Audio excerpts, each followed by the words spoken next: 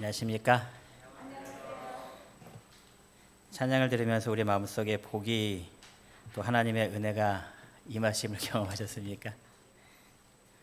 아멘이 별로 없으신가 보니까. 저희 교회에 참 좋은 찬양을 하실 수 있는 분들이 많다는 게 행복한 일인 것 같습니다. 또 이 집사님이 매 안식일마다 그 찬양에 귀한 봉사를 또 하고 계셔서 얼마나 감사한지 모르겠습니다. 여러분, 오늘 날씨가 좀 어떤가요? 날씨가 너무 좋아요, 그렇죠? 은혜 받기 좋은 날씨입니다. 오늘 이 안식일 하나님께서 축복 주신 이 귀한 시간, 주님 안에서 하나님의 사랑과 많은 은혜 누리시는 축복된 시간 되시기 간절히 바랍니다. 오늘 제목은 조금 무거운 제목과 또 우리들이 일상에서 반복되는 그 삶의 모습의 제목으로 좀 정해봤습니다. 나를 파멸로 이끄는 죄의 족쇄에서 어떻게 벗어날 수 있을까? 우리 삶 속에서 매일 나를 올가매고 있는 그런 죄의 문제들을 나는 과연 어떻게 벗어날 수 있을까? 우리가 항상 기도하고 있는 그 말씀들을 오늘 이 밭의 비유인 세 번째인 가시떨기 비유를 통해서 그 방법들을 좀 찾는 시간을 가지려고 합니다. 다 같이 마가복음 4장 18절과 19절에 있는 말씀을 같이 보시겠습니다. 마가복음 4장 18절과 19절에 있는 말씀입니다. 오늘 성경 말씀을 조금 많이 찾는 시간이 될 것 같습니다. 제가 읽도록 하겠습니다.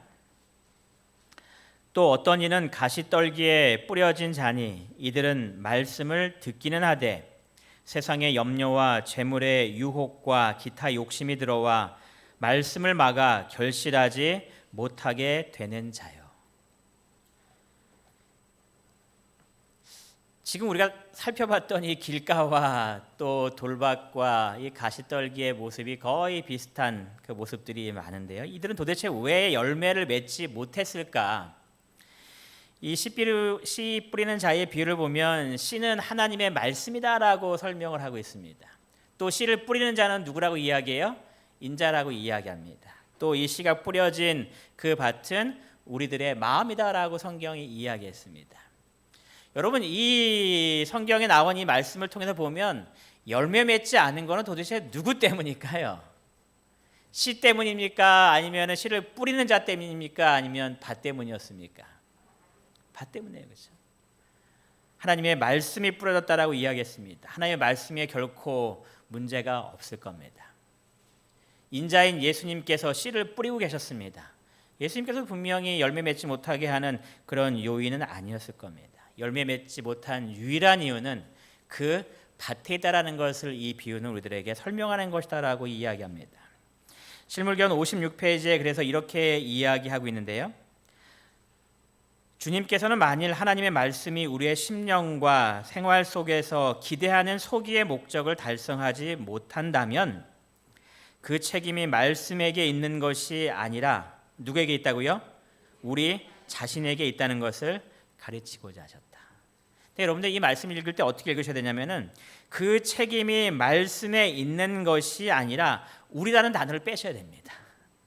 왜냐하면 사람들이 우리라는 단어를 집어넣으면서 항상 어떻게 하기 원하냐면 우리야, 나는 조금 일부분일 뿐 내가 전체가 아니야 라고 나를 좀 빼는 경향이 있기 때문에 이 말씀 읽을 때는 말씀에 책임 있는 그 책임이 말씀에 있는 것이 아니라 나에게 있다는 것을 가르쳐 주고자 원하셨다라고 읽으셔야 됩니다. 나에게 지금 문제가 있는 겁니다. 여러분, 우리가 노력하면 우리의 모습이 바뀌어질까요? 바뀌어질 것 같다라고 생각을 해요. 또 이렇게 노력도 합니다. 그런데 실물견 56페이지에는 이렇게 이야기합니다. 우리가 자신을 변화시킬 수 있다? 없다. 이렇게 이야기합니다. 우리가 우리 자신을 조금씩 개선시킬 수는 있지만 우리 자신을 변화시키지는 못한다라고 이야기합니다. 그럼 우리들이 해야 할 일은 무엇인가? 선택권이 우리에게 주어져 있으므로 우리가 어떤 사람이 되느냐를 결정하는 것은 나에게 달려있다는 겁니다. 내가 어떠한 사람이 되어야겠다. 내가 어떤 그리스도인이 되어야겠다. 내가 예수님의 어떠한 품성을 닮은 사람이 되어야겠다라고 결심하는 것은 이제 나의 몫이고 그러한 가운데 우리가 변화되도록 하나님께서 준비하셨다라고 이야기합니다. 계속해서 말하기를 하나님의 성령은 늘 사람을 세상 사물에 몰입시키는 마법을 깨뜨리시고 그들로 썩지 아니할 보화를 찾고자 하는 욕구를 불러일으키고자 노력하신다. 성령 하나님께서 계속해서 우리의 마음속에 오셔서 나를 변화시키기 위한 그 일들을 이루시고자 하신다는 겁니다. 그런데 그렇게 좋은 씨가 땅에 뿌려졌지만 뿌리를 내리지 못하고 마음이 완고해지고 그것의 성장을 저해하는 악이 자라게 된 책임은 누구라는 거예요? 나라는 겁니다. 이 열매 맺지 못한 이 밭의 모습을 보면 이 길가의 모습은 싹도 나지 않았다라고 이야기하고 있고요. 돌밭은 싹은 나왔는데 뭐는 없었어요? 뿌리가 없어서 양분을 못 받아들였고, 이 가치밭은 싹도 나오고 뿌리도 났는데 열매를 맺지 못한 그러한 밭이다라고 이야기합니다. 이 돌밭과 가시밭의 모습은 어떻게 보면 좀 비슷한 모습 같아요. 근데 무엇이 다른가? 이 돌밭은 환난과 핍박을 받았다라고 이야기했습니다. 환난과 핍박. 그리고 가시밭은 얘기하기를 염려와 재리의 유혹과 기타 유혹과 그런 것들이 있었다라고 얘기하는 이 모습을 보면 이 돌밭의 상황 속에서 그들의 마음속에 하나님의 모습이 형성되지 못한 이유는 외부적인 영향이 컸기 때문이었습니다. 박해가 오는 겁니다. 나를 힘들게 하고 어렵게 하는, 믿음을 넘어뜨리는 그런 일들이 발생한 겁니다. 그런데 가시밭은 유혹을 당하고 염려하는 거 보니까 나를 넘어뜨리는 요인이 어디서 오고 있는 거예요? 내 안에서 오는 겁니다. 돌밭과 가시밭의 가장 큰 차이는 이러한 부분인 것 같아요. 내 안에 있는 모습 때문에 내가 넘어지고 열매를 맺지 못하는 그러한 삶의 모습으로 내가 살고 있는 그러한 모습입니다. 왜 기운이 막혔는가에 대해서 이렇게 이야기합니다. 종래의 습관과 행위와 죄된 생의를 버리지 않고 또한 사단의 특성들을 심령 속에서 끊어버리지 않는다면 바라된 씨는 질식하게 될 것이다. 내 안에 죄에 무언가 얽매여 있는 삶을 계속해서 살고 있을 때에 하나님의 말씀이 내 안에서 나를 변화시키는 그러한 모습으로 성장하는 일이 일어나지 못하고 있는 그 말씀을 이야기합니다. 그럼 도대체 내 삶을 올가매고 있었던 그 가시는 무엇인가에 대해서 마가복음 4장 19절은 이렇게 얘기했습니다. 세상의 염려다라고 얘기합니다. 그리고 재물의 유혹이다라고 말합니다. 또 기타 욕심, 또 다른 성경에는 향락이라고 이야기하면서 이것은 쾌락의 모습으로 우리의 마음 가운데 자리 잡고 있는 것을 이야기하고 있습니다. 여러분, 우리의 마음속에 세상의 염려가 가시라고 이야기하고 있는데 염려 없는 사람이 이 세상에 있을까요? 없을까요? 어떠한 사람이 나는 염려가 없는 그런 곳에 가서 살고 싶다라고 이렇게 문의를 하니까 한 사람이 내가 딱 한 곳, 그곳이 염려가 없는 곳을 알고 있다라고 얘기했다고 해요. 그래서 어디를 안내해 줬을까요? 네? 무덤으로 가라고. 거기는 염려하는 사람이 하나도 없다고. 여러분, 살아있는 사람들이 염려하지 않는 그런 공간은 아무도 없을 겁니다. 여러분, 어린 아이들도 염려하고 근심하고 걱정합니다. 어린 아이는 어린 아이들대로, 학생은 학생들대로, 청년은 청년대로, 또 성인은 성인대로, 노인은 노인대로의 자기 마음속에 있는 염려와 근심과 걱정이 분명히 있습니다. 예수님께서 뭐라고 말씀하세요? 무엇을 먹을까, 무엇을 마실까, 무엇을 입을까 하지 말라, 염려하지 말라라고 이야기합니다. 염려하지 말라. 예수님이 도대체 왜 염려하지 말라라고 말씀하셨을까요? 이 세상에 염려할 것이 가득한데 왜 염려하지 말라고 말씀하셨을까요? 누가복음 21장 34절에 있는 말씀을 한번 좀 찾아보시겠습니다. 누가복음 21장 34절에 우리가 왜 염려하지 말아야 하는지에 대한 이유를 주님께서 설명하고 계시는데요. 먼저 찾으신 분께서 읽어주시기 바랍니다. 누가복음 21장 34절입니다.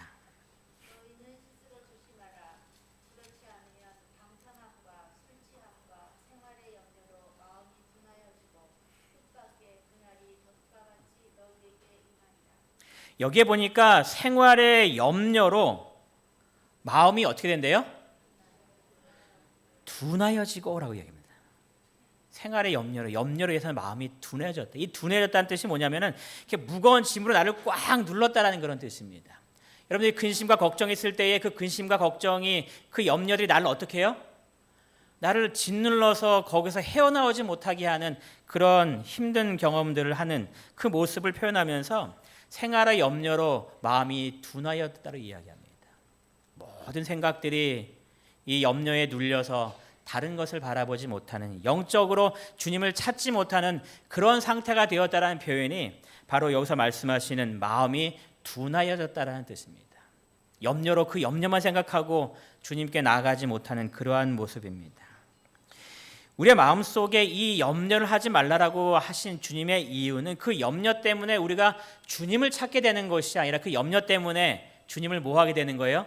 바라보지 못하게 되기 때문에 그렇습니다. 왜 예수님께서 또 우리에게 염려하지 말라고 말씀하셨는가? 마태복음 6장 32절에 있는 말씀을 같이 보시겠습니다. 마태복음 6장 32절입니다.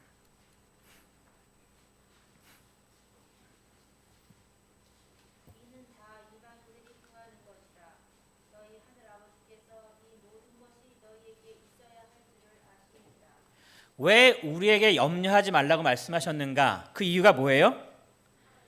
이 모든 것이, 나에게 필요한 모든 것이 나에게 꼭 있어야 될 것을 하나님께서 뭐 하고 계신데요? 알고 있다라는 겁니다. 이 알고 있다라는 말 속에서는 어떠한 의미를 가지고 있을까요? 내가 다 알아. 그러니 내가 너에게 그 필요한 것들을 공급해 줄게라는 그런 뜻인 겁니다.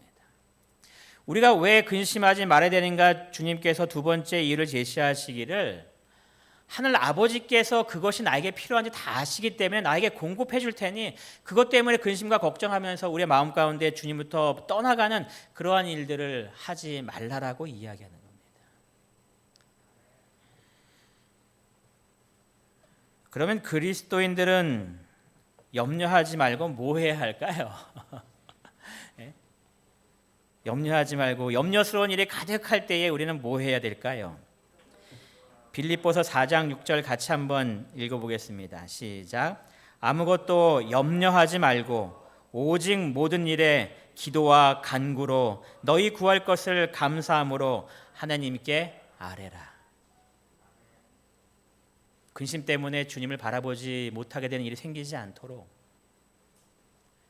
염려하지 말고 하늘 아버지께서 다 아심으로 하늘 아버지께 뭐 하라고요?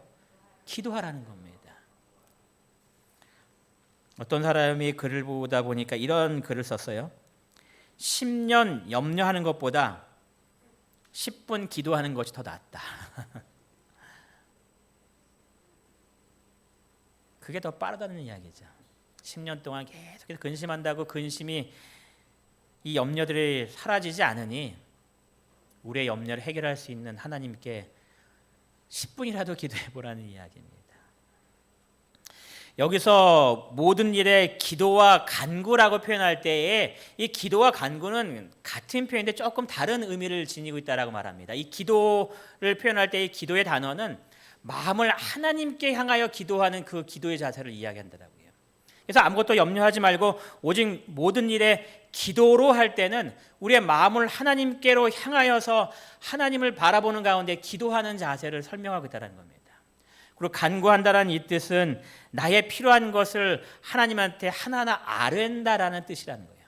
그래서 기도와 간구의 이 뜻은 마음을 하나님께로 향하여서 하나님께 나의 필요한 그 목록들을 하나하나 이야기하면서 하나님 나의 필요를 채워달라고 주님께 기도하는 모습이다라고 이야기하고 있습니다.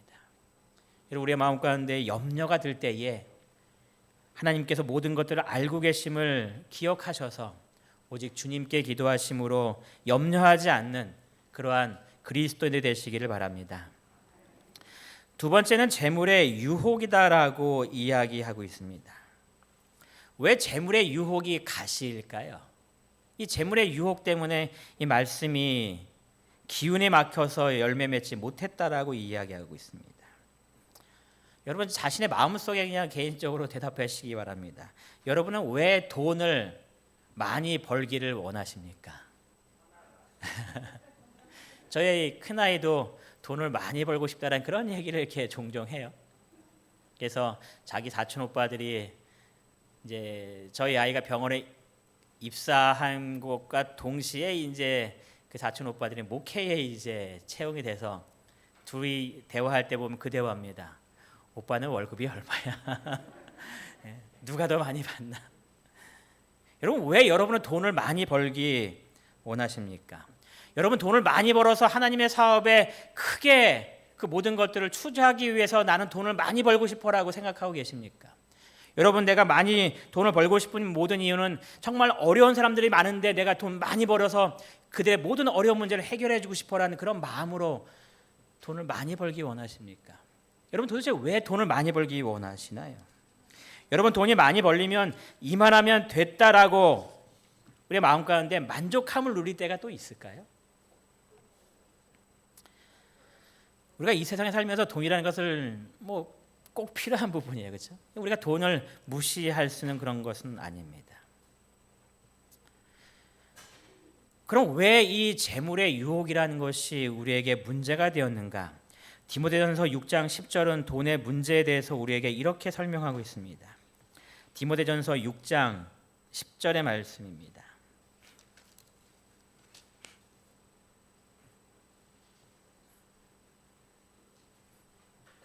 먼저 찾으신 분께서 읽어주세요.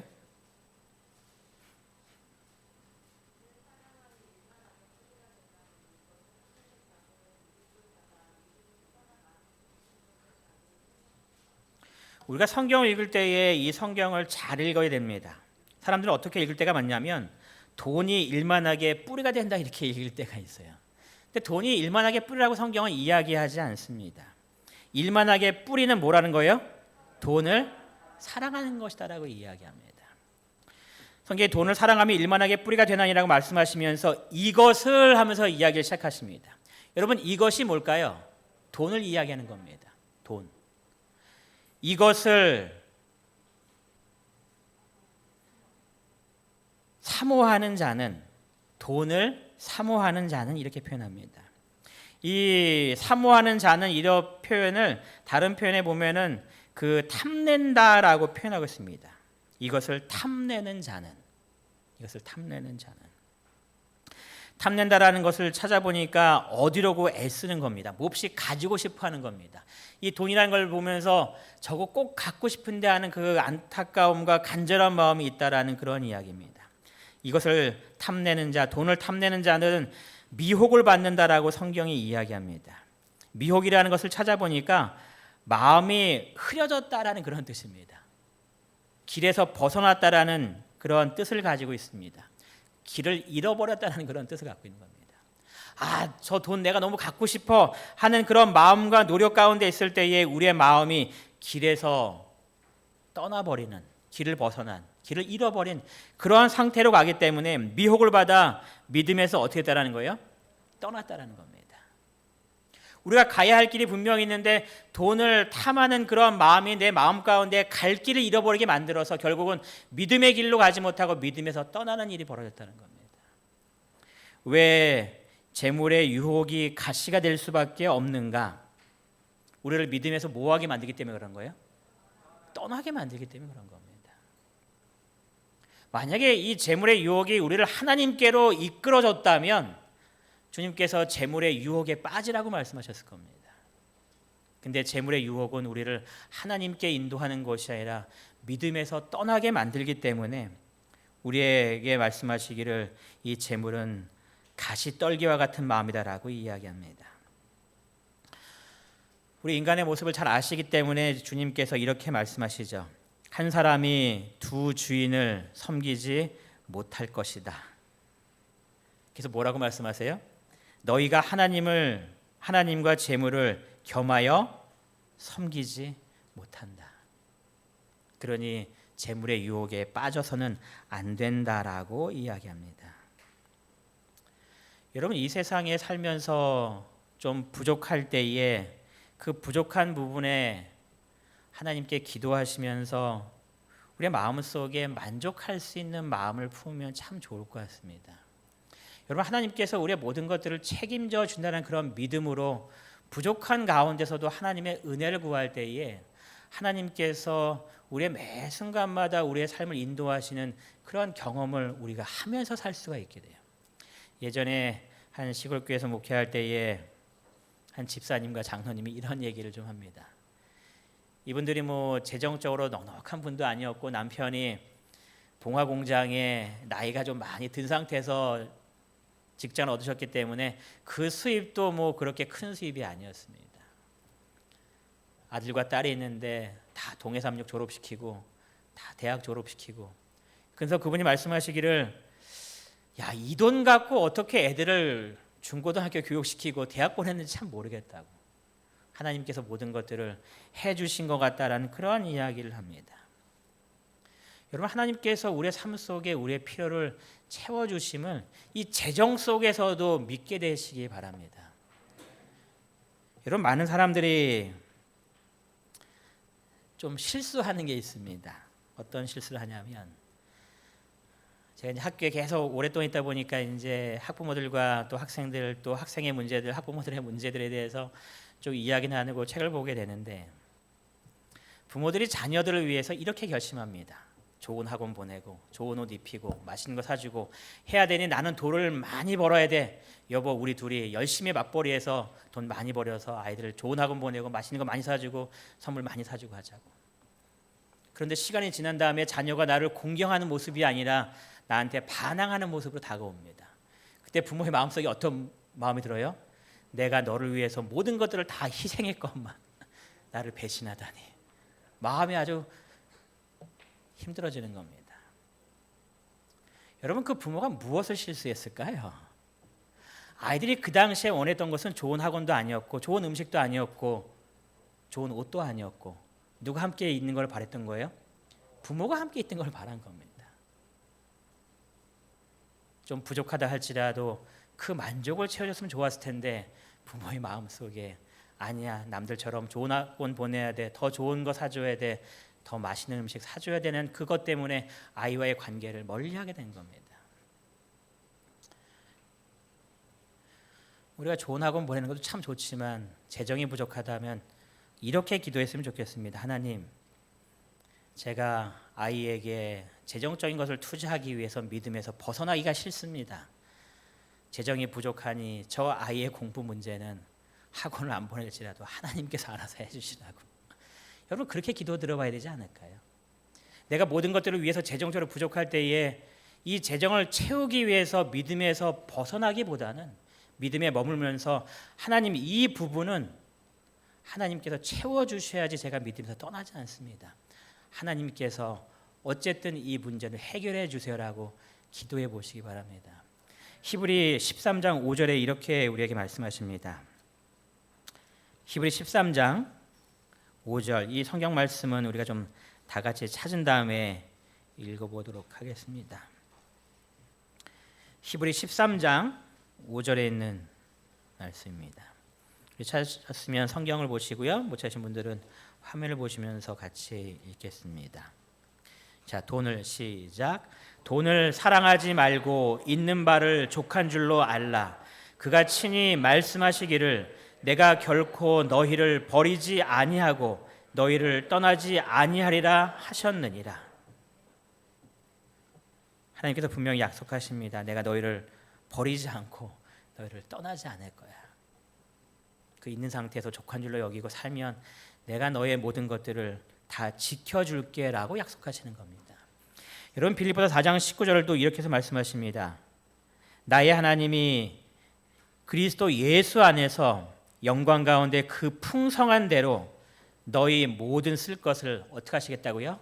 채우시겠다. 그 풍성한 대로라는 이 표현은 예수님께서는 풍성하시다 그 뜻입니다.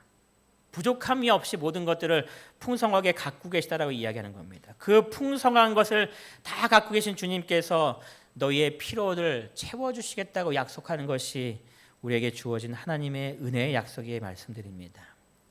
재물에 모든 것들을 채우려고 유혹에 빠지는 것이 아니라 필요한 부분을 주님께 맡기고 주님께서 채워주심을 간구하시는 가운데 우리의 삶 속에 믿음에서 떠나는 것이 아니라 그 순간에 오히려 믿음을 붙잡고 하나님을 바라보시는 우리 모두가 되시기를 간절히 바랍니다.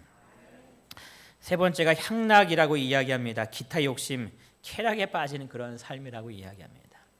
이것이 왜 가신지는 너무나 잘 알 거예요. 그렇죠?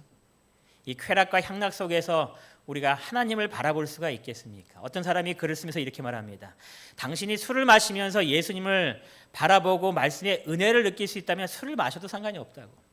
당신이 극장 가서 그 영화를 보면서 마음속에 하나님의 풍부한 사랑 때문에 은혜가 넘친다면 거기 가보라고. 근데 여러분 어떨까요? 그런 가운데 하나님의 은혜를 충만하게 경험할 수 있는 거예요? 못하는 겁니다. 마음이 점점 하나님께로부터 떠날 수밖에 없는 일이 벌어지는 겁니다. 그래서 이 모든 것들은 가시라고 이야기합니다. 노아의 때와 같이 인자의 임함도 그러하겠다라고 주님께서 이야기합니다. 도대체 노아의 때가 어떻길래 주님의 임하심이 노아의 때와 비슷하다고 얘기했을까요? 성경 말하기를 홍수가 나서 그들을 다 멸하기까지 그들은 깨닫지 못했다라고 이야기합니다. 이 성경절 읽어보시면은 38절에 보면 그들이 먹고 마시고 장가가고 시집가고 온통 세상적인 이 쾌락에 빠지는 가운데에 그들이 멸망하기까지 전혀 깨닫지 못하는 영적으로 무딘 감각 속에서 하나님의 말씀을 전혀 깨닫지 못하고 시대를 분별하지 못하는 삶 속에서 멸망하였다라고 이야기하는 겁니다. 부자 선지자 103페이지에 그래서 이렇게 이야기하고 있습니다. 하나님에 대하여 무관심하게 만들고 다가오는 멸망에서 그들을 구원할 수 있는 유일한 능력인 진리들로 말미암아 감명을 받지 못하게 하는 흥분적인 일들이 계속된다. 말씀에서 떠날 수밖에 없는 그러한 모습들입니다. 그러면 어떡하라는 이야기일까요? 이런 것이 가시떨기가 되어서 우리를 계속 죄의 속박의 노예로 계속 끌고 가고 있는데 도대체 어떡하라는 이야기일까요? 다 같이 예레미야 4장 3절의 말씀을 읽겠습니다. 여호와께서 시작. 여호와께서 유다와 예루살렘 사람에게 이와 같이 이르노라. 너희 묵은 땅을 갈고 가시덤불에 파종하지 말라. 여호와께서 이문동교회 성도에게 이같이 이르노니 너희 묵은 땅을 갈고 가시덤불에 파종하지 말라라고 말씀하시는 겁니다. 이 씨앗을 가시덤불에 넣으면 안 된다는 이야기입니다. 그러니까 이 가시덤불이 가득한 이곳을 어떻게 하라는 거예요? 갈아엎으라는 겁니다. 갈아엎으라고. 잡초를 뽑으라고 이야기하는 겁니다. 여러분 농사를 좀 져보셨습니까? 저도 서울에서 태어났기 때문에 이 농사와는 거리가 아주 먼 사람인데 이렇게 가는 교회마다 이렇게 텃밭 정도의 땅이 좀 계속 공급이 되어서 이제 농사를 계속 해봤습니다. 첫 번째 농사를 이제 강원도 철암에서 짓는데 저는 이렇게 심어만 놓으면 다 해결되는 줄 알았어요.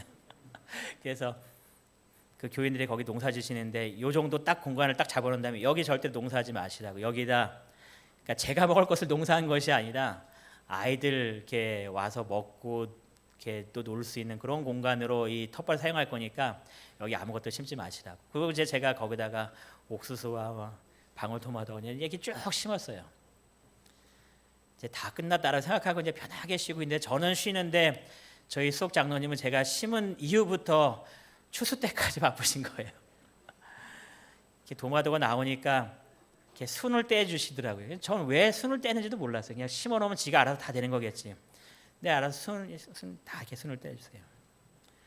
그리고 새벽마다 오셔갖고 교회에서 새벽 기도하신 다음에 텃밭에 내려가셔갖고 이렇게 쭈그리 앉아서 계속 이렇게 잡초를 뽑으시는 겁니다. 제가 이제 오기 전 교회는 교회 옥상에 이제 밭이 있어서 거기다가도 심었는데 거기는 수석 장로님이 오셔서 돌봐줄 수 있는 그런 공간이 아니다 보니까 이제 제가 돌봐야 되는 공간이 돼버린 거예요. 역시 거기 가서도 방울토마토 심고 상추 심고 뭐 이것저것 다 심었는데 며칠 만에 올라가 보니까 그 밭이 어떻게 변해 있었을까요? 온통 그냥 풀로 가득 찬 겁니다. 제가 결심해서 그냥 떼약볕에서 그걸 다 뽑았습니다. 그냥 뿌리까지 다 뽑아버렸습니다. 이제는 모든 것이 끝났겠다. 그리고 이제 도마도가 잘 익었나 이제 보러 올라오면 또 어떻게 변해 있을까요? 또 온통 또 잡초와 그런 걸로 가득합니다. 곡식은 잘 가꾸어도 잘 자랄까 말까 한데 이 잡초들은 뽑아내도 또 자라고 또 자라고 엄청나게 자라는데 감당할 수가 없게 자라더라고요. 우리의 마음속에 있는 죄의 가시떨기들이 그렇게 계속 자라나니 우리가 그것을 묵은 땅을 갈아엎는 것이 한 번으로 끝날 일이 아니라 어떻게 될 일이라는 거예요? 매일매일 갈아엎어야 되는 일이라는 겁니다. 여러분들이 안식일 교회 나와서 설교 말씀 듣고 하나님의 은혜 받고 말씀 받으니 이제 일주일 동안 내 삶은 아무 문제 없어라고 생각하신다면 일주일 내내 가시떨기로 인하여서 우리의 믿음이 그 가시떨기로 인하여 숨이 막히는 일이 벌어진다는 겁니다. 매일매일 이 내 마음을 갈아엎는 작업을 해야 되는데 여러분 아까 우리가 우리를 변화시킬 수 있다고 그랬습니까? 없다고 그랬습니까? 없다고 그랬단 말이에요. 그럼 어떻게 하라는 이야기인가? 하나님께서 인체를 만드실 때에 엄청 신비롭게 만드셨습니다. 제가 다음 주 2부 예배 때는 설교를 하기 때문에 이제 이 부분에 대해서 좀 더 자세하게 설명을 좀 드리려고 하는데 우리 어른들은 간단하게 좀 설명을 좀 드리려고 할게요. 우리의 뇌라는 것이 정말 아주 놀라운 그런 일들을 많이 합니다. 이 점점점 보이는 이 부분들을 뭐를 묘사하기 위해서 한 부분이냐면은 이 뇌 안에 있는 신경세포의 부분을 이제 설명하기 위해서 나온 이 좀 그림인데요.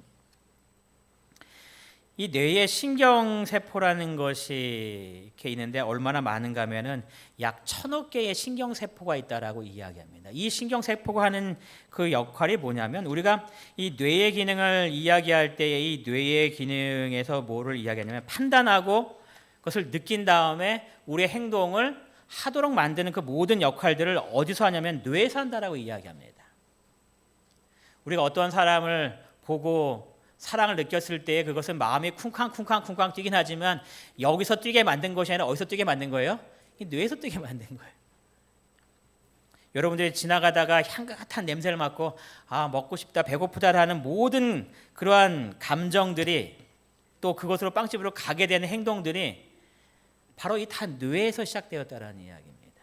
그것이 신경세포에서 시작되는 그런 것이라고 이야기하는데요. 신경세포가 이렇게 생겼다라고 이야기해요.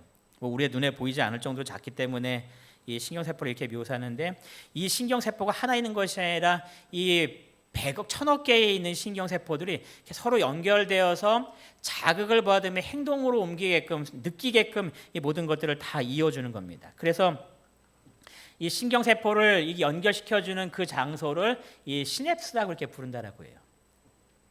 그래서 이 신경세포가 또 다른 신경세포 하나에 연결된 것이 아니라 이 시냅스의 그 개수가 몇 개가 있냐면 아까 이 신경세포는 1000억 개라고 말씀드렸잖아요. 이 시냅스는 100조 개가 있다고 이야기해요. 그러니까 하나의 신경세포끼리 연결된 것이 아니라 하나의 신경세포에서 이 가지들이 쭉 뻗어나가서 여러 개의 신경세포로 이렇게 다 이어지는 겁니다.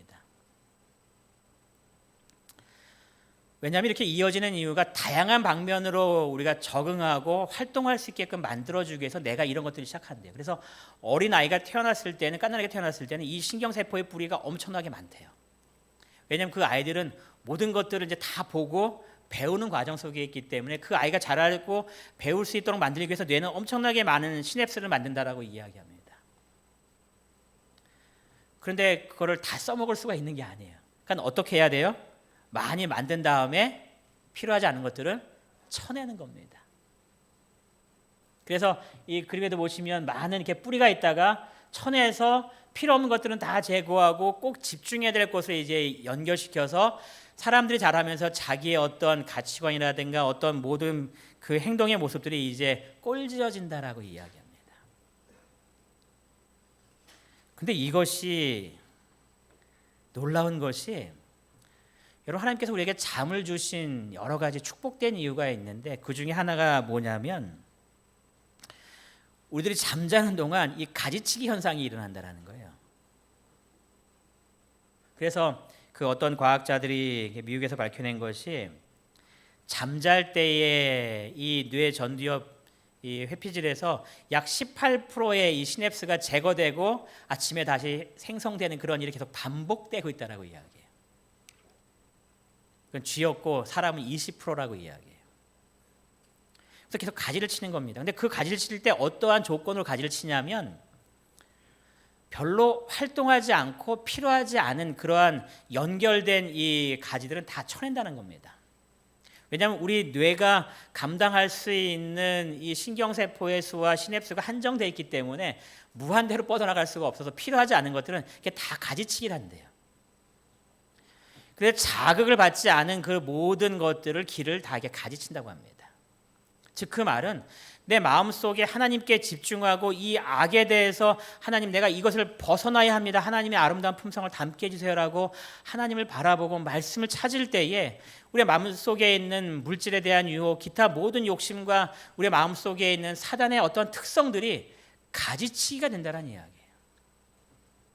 그럼 내가 의도적으로 하려고 해서 되는 것이 아니라 그 가지를 치는 일들을 통하여서 자연스럽게 그 일이 이루어진다라고 뇌과학자들이 이야기하는 겁니다. 여러분, 우리가 왜 아침마다 말씀을 보고 기도하고 주님을 바라보는 그러한 귀한 삶을 살아야 되는가? 왜 우리가 이 세상의 악의 영향에 눈을 감고 귀를 막고 입을 막고 살아가야 되는가? 우리가 보고 듣고 말하는 그 모든 것들이 우리의 뇌에 영향을 줘서 계속해서 자극이 가해지면 이 신경세포가 서로 아주 단단하게 더 연결된다는 거예요. 그러면은 그 자극 때문에 우리가 악에 빠지기 때문에 그 모든 세상적인 것들을 벗어버리고 주님을 의지하고 주님을 바라보고 회개하면서 하나님의 아름다우심을 바라보라고 이야기하는 겁니다. 여러분들은 왜 아침에 일어나서 말씀 보고 기도해야 되는가? 그때 이렇게 말씀 보고 기도하는 걸 통해서 이 신경세포들이 말씀의 신경세포들이 더 뭉치는 겁니다. 또 그림 하나 보여주면요. 이 신경세포가 지나가는 이 줄에 미엘린 수초라고 하는 것이 있는데 이것은 마치 전기선에 이렇게 피복 감아놓은 것처럼 이렇게 이 신경세포의 이 기다란 이 부분을 이렇게 감싸주는 겁니다. 이 뇌세포가 이렇게 전기가 통한대요. 그래서 전기를 쭉쭉쭉 연결되는데 이 피복처럼 생긴 이 수초가 전기가 잘 통할 수 있도록 만들어주는 역할을 하는데 우리가 자극을 받고 집중하면 집중할수록 이 수초가 더욱더 두꺼워진다는 겁니다. 그러면은 이 전달되는 속도가 더 빠르다라는 거예요. 말씀에 더욱더 민감해지는 겁니다. 하나님께 향하는 마음이 더 잘 나아가는 그런 모습으로 내 모습이 바뀐다는 겁니다. 그래서 말씀을 보는 것이 중요하고 기도하는 것이 중요하고 내 마음속에 하나님 내 자신을 완전히 내려놓고 하나님의 영광을 제가 받기 원합니다 하면서 주님의 품성을 바라보는 일이 그래서 중요하다는 겁니다. 그럴 때에 주님께서 우리를 그렇게 만들어 주시겠다고 이 뇌각을 통해서 우리에게 설명하는 겁니다. 다윗은 이렇게 기도했죠.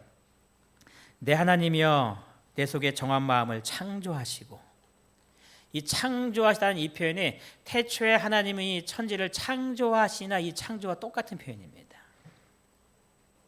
다윗이 하나님께 말하기를 내 마음에 정한 마음을 창조해달라고 이야기합니다. 우리가 하나님께 기도할 때에 하나님께서 그러한 일들을 이루시는 겁니다. 교회 증언 1권에 말씀하시기를 그대가 깨어 기도하고 있는 한 그대는 이 악한 기질들을 정복할 수 있다. 우리가 살면서 이런 얘기를 많이 합니다. 사람이 변하면 뭐 한대요? 늙어서 변하면 죽는데요. 그렇지 않다는 겁니다. 우리가 끊임없이 주님을 바라보고 기도하고 말씀 가운데에 이렇게 신앙적인 신경세포들을 아주 단단하게 만들어 놓으면 죄악의 굴레들이 나로부터 벗어나게 되는 그런 놀라운 은혜를 우리가 경험할 수 있게 된다는 겁니다. 사람은 안 변해 그런 얘기하지 마시고 말씀과 기도로 변하게 되는 경험을 하게 되시기 간절히 바랍니다. 묵은 땅을 기경하는 두 번째 방법에 대해서 이렇게 이야기합니다. 성령 하나님께서 어떻게 해주신다고요? 새롭게 만들어주신다는 겁니다. 그래서 내가 하는 것이 아니라는 겁니다.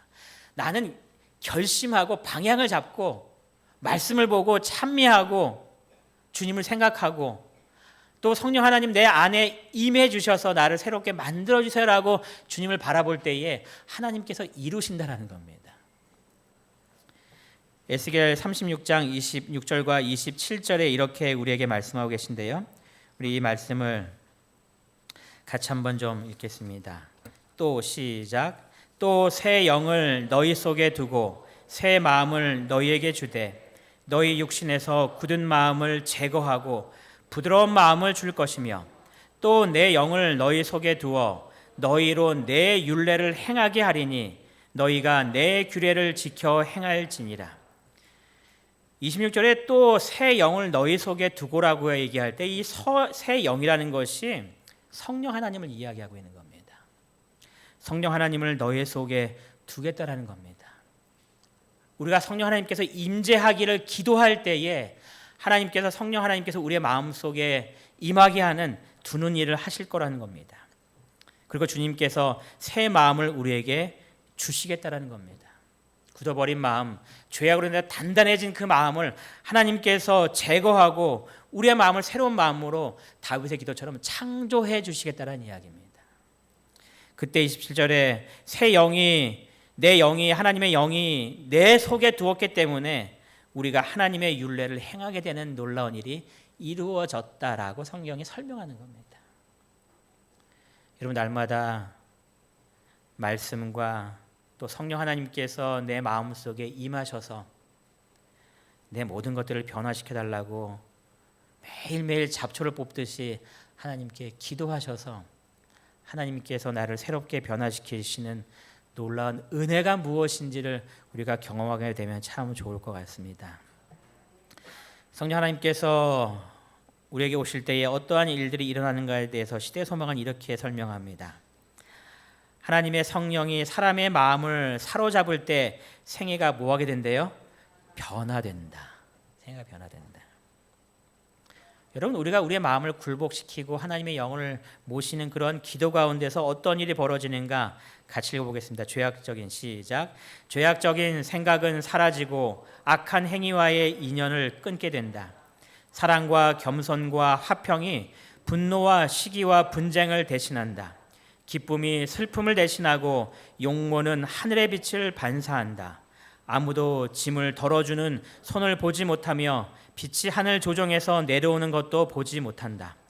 사람이 마음으로 자신을 하나님께 바치는 때에 축복이 임한다.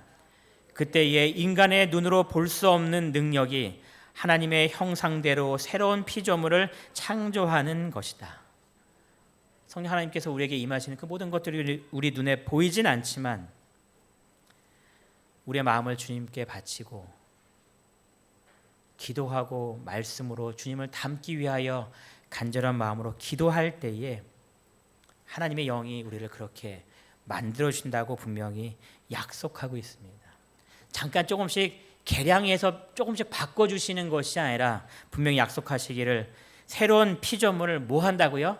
창조하시겠다라고 이야기하고 계십니다. 이것은 한 번의 은혜로 끝나는 일이 아닙니다. 어떻게 하라고요? 매일매일 하는 겁니다.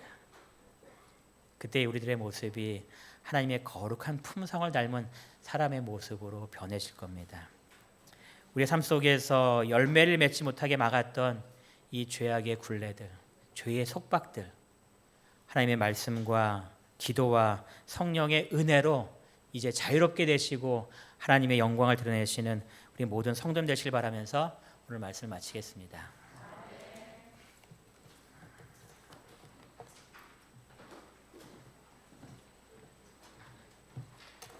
말씀을 생각하시면서 찬미 458장 부르시겠습니다. 찬미 후에 말씀해 주신 목사님께서 기도해 주시겠습니다.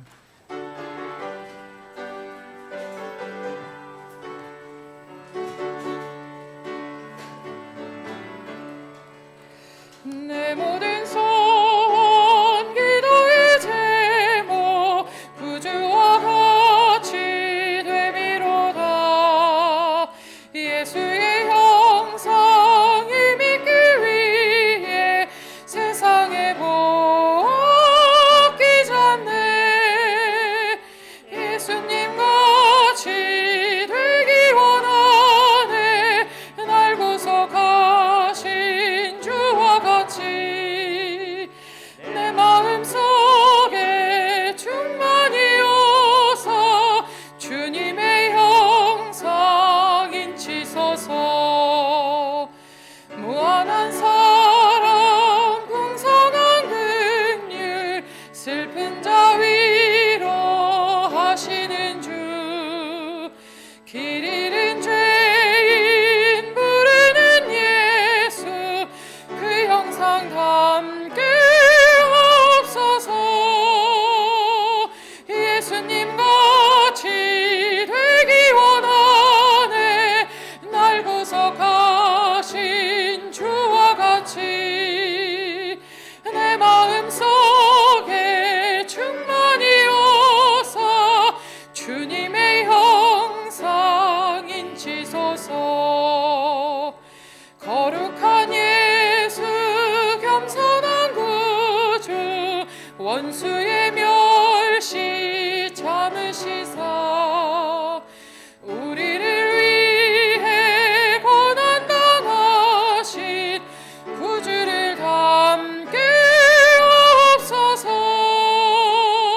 예수님 같이 되기 원하네 날 구속하신 주와 같이 내 마음속에 충만이어서 주님의 형상 인치소서. 저희를 사랑하신 하나님 아버지, 저희들의 모습이 주님의 형상을 담게 인도하여 주시옵소서. 저희들의 마음의 죄악된 모습을 벗어버리기 위하여 날마다 주님께 기도하고 말씀 볼 때에 주님께서 저희들을 새롭게 창조하여 주시어서 하나님의 형상을 드러내는 주님의 백성 되도록 이제 인도하여 주시기를 저희를 사랑하시는 예수님의 이름으로 기도드리옵나이다. 아멘.